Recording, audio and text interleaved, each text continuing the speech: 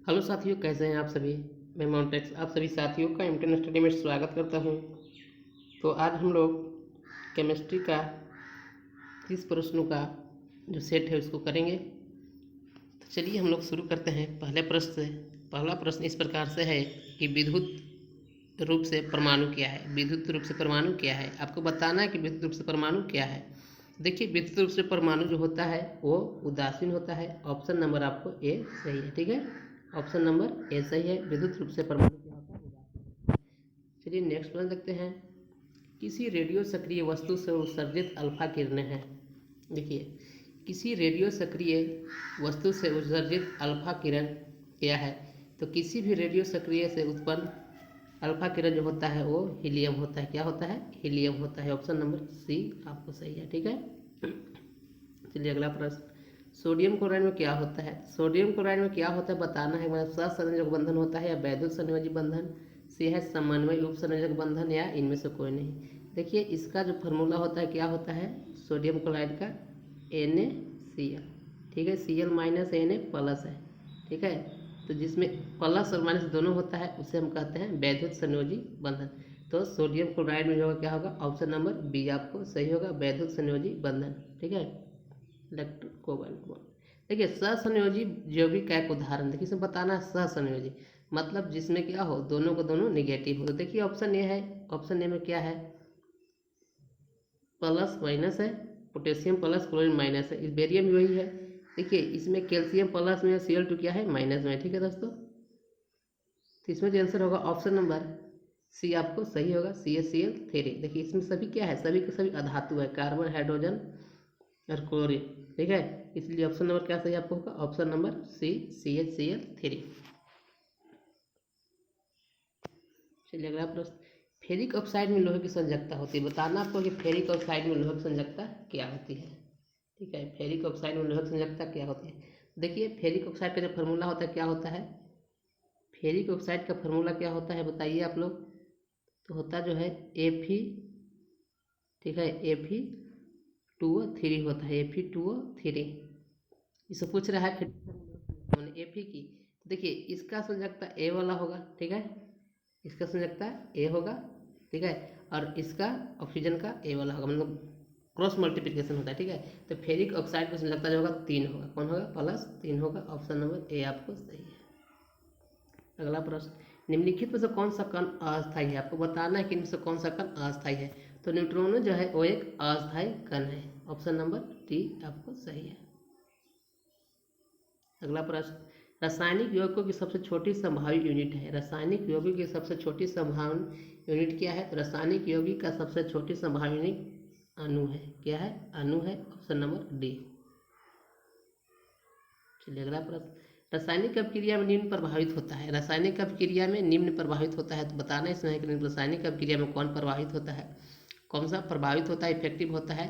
तो रासायनिक अभिक्रिया में जो प्रभावित होता है वो होता है इलेक्ट्रॉन। Option number A. चलिए अगला प्रश्न। पानी आयनिक लवण का शुभ विलायक है क्योंकि, क्योंकि उसका द्विध्रुव आघूर्ण क्या होता है, अधिक होता है। Option number B. अगला प्रश्न। रोलर बीयरिंग का स्नेहन, ठीक है, करने के लिए सामान्यतः निम्नलिखित स्नेहक की आवश्यकता होती है। ठीक है, रोलर बीयरिंग का स्नेहन करने के लिए समानता निम्नलिखित स्नेह की आवश्यकता होती है। किस स्नेह की आवश्यकता होती है। तो ऑप्शन नंबर ए अर्धठोस की। अगला प्रश्न देखते हैं हम लोग है। पिंडों को आवेशित करने के लिए जिम्मेदार कारक है। पिंडों को आवेशित करने के लिए जिम्मेदार कारक क्या है। तो पिंडों को आवेशित करने के लिए जिम्मेदार कारक जो है इलेक्ट्रॉनों का अंतरण है। Option number A. चलिए अगला प्रश्न। एक प्रोटॉन ऊपर की ओर धारा का वहन करने वाले एक उपादान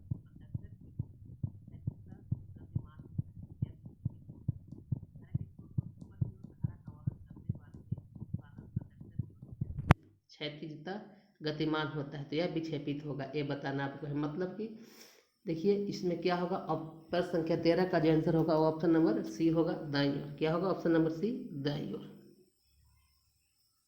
चलिए अगला प्रश्न।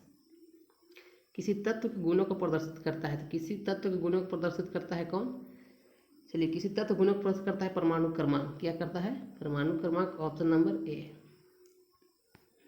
अगला प्रश्न, किसी तत्व के परमाणु में 10 इलेक्ट्रॉन, 10 प्रोटॉन और 12 न्यूट्रॉन है तो उस तत्व का परमाणु के भार। देखिए क्या होता है, आपको बताना है परमाणु भार। तो क्या बताए थे आपको, ए बराबर जो होता है P प्लस N होता है, प्रोटॉन प्लस न्यूट्रॉन। तो प्रोटॉन की संख्या कितना है? 10 है, और न्यूट्रॉन की संख्या 12 है। तो क्या हो जाएगा? 22 सबका, ठीक है, 22 हो जाएगा। Atomic weight, option number B. चलिए अगला प्रश्न, किसी तत्व के परमाणुविक भार को किस में व्यक्त किया जाता है? तो किसी तत्व के परमाणुविक भार को जब व्यक्त किया जाता है वो आपको व्यक्त किया जाता है AMU में। किस में? AMU में, एटॉमिक मास यूनिट में। चलिए अगला प्रश्न, निम्नांकित में से 20 न्यूट्रॉन और 18 इलेक्ट्रॉन वाला कण कौन सा है? इसमें बताना है कि 20 न्यूट्रॉन और 18 इलेक्ट्रॉन वाला कण कौन सा है? परमाणु संख्या, परमाणु द्रव्यमान में अंतर 18 हो रहा है, ठीक है। वो आपको बताना है कि 20 न्यूट्रॉन और 18 इलेक्ट्रॉन, किसमें इसमें 20 होगा वो बताना है। तो देखिए इसमें जो होगा आंसर होगा वो होगा आपको ऑप्शन नंबर जो है बी आपको सही होगा। कौन सही होगा? बी, ठीक है। 38 माइनस 18 इजिकल टू क्या हो जाएगा? 20 हो जाएगा। चलिए आगे देखते हैं। संतुलित रासायनिक समीकरण में अभिकारक पक्ष एवं उत्पाद पक्ष में किसकी संख्या समान होती है? तो देखिए संतुलित रासायनिक समीकरण में अभिकारक पक्ष एवं उत्पाद पक्ष में संख्या समान होती है, वो होती है आपको परमाणु की। किसकी होती है? परमाणु की, एटम की, ऑप्शन नंबर सी, ठीक है। चलिए अगला प्रश्न, तत्वों और यौगिकों के अणुओं को किसके द्वारा दर्शाया जा सकता है? तत्वों और यौगिकों के अणुओं को किसके द्वारा दर्शाया जा सकता है? ऑप्शन नंबर आपको ए सही होगा, रासायनिक सूत्र के द्वारा। ये सभी जो प्रश्न है बहुत ही VVI और मोस्ट इंपॉर्टेंट प्रश्नों का संग्रह किया गया है, ठीक है दोस्तों। अगर हमसे आप अगर जुड़े रहेंगे तो मैं आपको वादा करता हूँ कि आप 100% सफलता पाएंगे, ठीक है। चलिए, निम्न इलेक्ट्रॉनिक विन्यास किस तत्व को सूचित करता है? निम्न इलेक्ट्रॉनिक विन्यास, तो देखिए जोड़िए इसको, 2 1s में कितना है? 2 इलेक्ट्रॉन है, फिर 2 है, फिर 6 है, फिर 1 है। तो 6 एक 7 और 2 9 और 2 11। तो 11 किसका होता है? परमाणु संख्या। तो सोडियम कितना होता है? 11 होता है परमाणु संख्या, एटॉमिक नंबर। तो इसलिए ऑप्शन नंबर ए आपको सही है, ठीक है। चलिए, तत्वों का सबसे पहले वर्गीकरण किया था, इसे बताना है कि तत्वों का सबसे पहले वर्गीकरण किसने किया था? तत्वों का सबसे पहले जो वर्गीकरण किया था वो डोबे राइनर ने किए थे। किसने किए थे? डोबे राइनर, ऑप्शन नंबर डी। अगला प्रश्न, आधुनिक आवर्त सारणी पर आधारित है। तो आधुनिक आवर्त सारणी जो आधारित है वह है परमाणु क्रमांक पर आधारित है, एटॉमिक नंबर पर आधारित। इसको अच्छा से याद रखिएगा।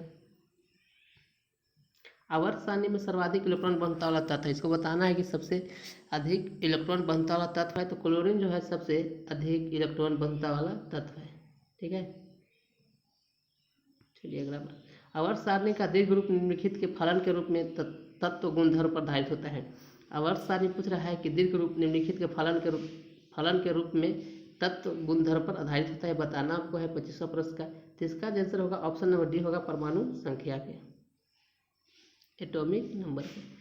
जर्मेनियम क्रिस्टल में अबंध है, आपको बताना है कि जर्मेनियम क्रिस्टल में क्या अबंध है। तो जर्मेनियम क्रिस्टल में जो अबंध है वो है सहसंयोजी अबंध। कैसा है? सहसंयोजी मतलब कोवैलेंट। चलिए आगे, वह सबसे छोटा कण जिसमें उस तत्व के सभी गुण विद्यमान होते क्या कहलाता है? इसमें बताना है कि वह सबसे छोटा कण जिसमें उस तत्व के सभी गुण विद्यमान होते हैं क्या कहलाता है? तो वह कहलाता है परमाणु। क्या कहलाता है? परमाणु या एटम, ऑप्शन नंबर ए।